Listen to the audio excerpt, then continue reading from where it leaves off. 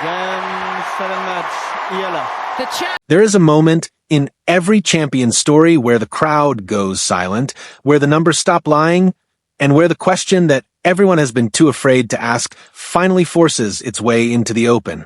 For Iga Swiatek, that moment arrived on the grass of Wimbledon in the third round against a young woman named Alexandra Eala.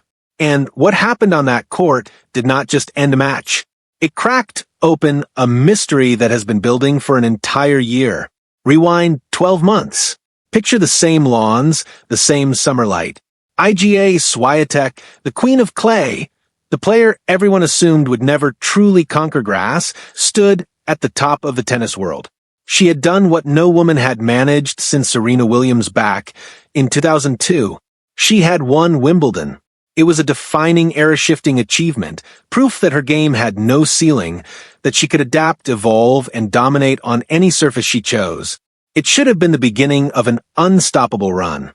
Instead, it was the peak of a mountain she has not been able to climb again, because since that triumphant afternoon, something has shifted. Quietly at first, then unmistakably. Tournament after tournament, grand slam after grand slam, the same pattern repeats. Quarterfinals, and no further. Not semifinals, not finals, just quarterfinals over and over, like an invisible wall has been built around her game, one that even she cannot explain. And then came this year's Wimbledon, the tournament where she was supposed to defend her crown, the tournament where the story was supposed to continue. Instead, in the third round, in a match nobody expected to be a turning point, Iga Swiatek collapsed.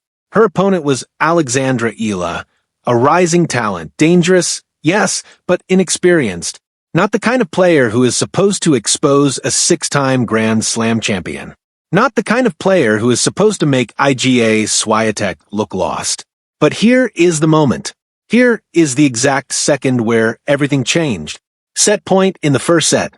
Swiatek stands at the baseline. The court in front of her is wide open. A forehand chance that 2 or 3 years ago, she would have ended without a second thought. A routine kill shot. The kind of ball that champions convert in their sleep. She swings. And she misses. Not by a little. Not by an inch. She sends the ball sailing nearly 20 feet wide. 20 feet. On set point. Against a player with a fraction of her experience. In that single moment, the entire tennis world watching felt the same jolt of disbelief. Commentators paused. Analysts leaned forward. Because that is not just an error. That is a signal. That is a crack in the foundation of a player who used to be untouchable under pressure. Rennae Stubbs, the 6-time Grand Slam doubles champion, the woman now guiding Serena Williams through her own comeback, could not let the moment pass without addressing it. On her podcast, she did not hold back. She described watching that forehand miss and asking herself the only question that mattered. What is going on? Stubbs did what any great student of the game does. She reached back into history for comparison. She thought of Serena Williams, down match point, facing the exact kind of pressure that breaks lesser competitors. And what does Serena do in that moment? She does not shrink. She does not hesitate. She reaches for the one thing she knows will not fail her. A massive first serve. A shot built on total certainty. She locks in. She does not miss. That, Stubbs explained, is what elite champions do when the stakes are highest. They retreat to their fortress. They find the shot, the pattern, the instinct they trust more than anything else in the world. And in that fortress, they hold the line. But Iga Swiatek on set point with an open court in front of her did not find her fortress. She found only uncertainty. And that uncertainty, Stubbs warned, is the real story here. Not one bad shot. Not one unlucky miss. But a deeper, more unsettling truth bubbling beneath the surface of her game. A champion who no longer seems sure of herself when the lights are brightest. And if that were the end of the story, it would already be alarming enough. But it is not the end, because now come the consequences. Real, tangible, ranking-shattering consequences that will follow Swiatek long after Wimbledon's grass has been mowed and replanted. By losing in the third round, Swiatek is set to fall by 1,770 ranking points. 1,770.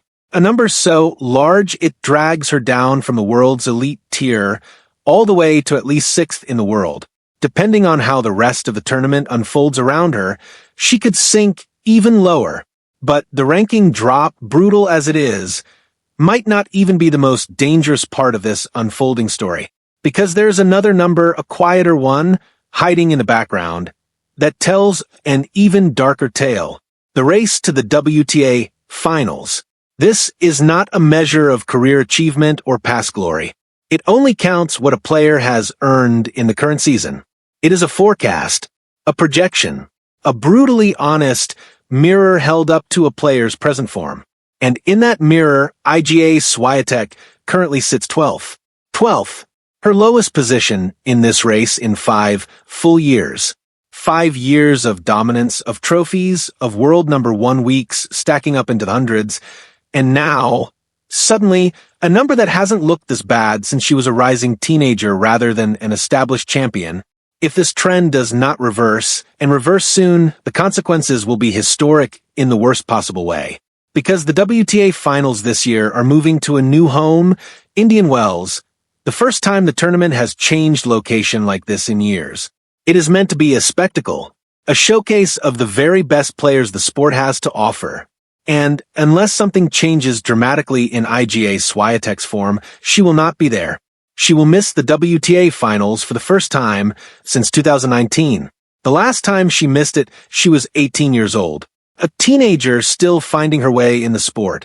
Now, she is a 6-time Grand Slam champion, a former world number 1 for a combined 125 weeks, staring down the possibility of watching the season's grand finale from home.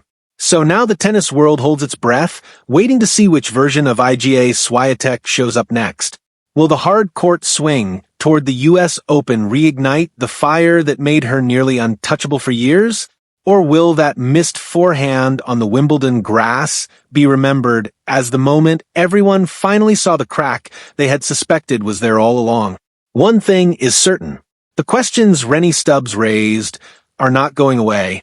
They will follow Swiatek onto every court she steps on for the rest of the season. And whether she silences them with results, or whether they grow louder with every early exit, the coming months will decide whether this is a temporary stumble in an extraordinary career, or the beginning of something far more serious for one of the most dominant players of her generation.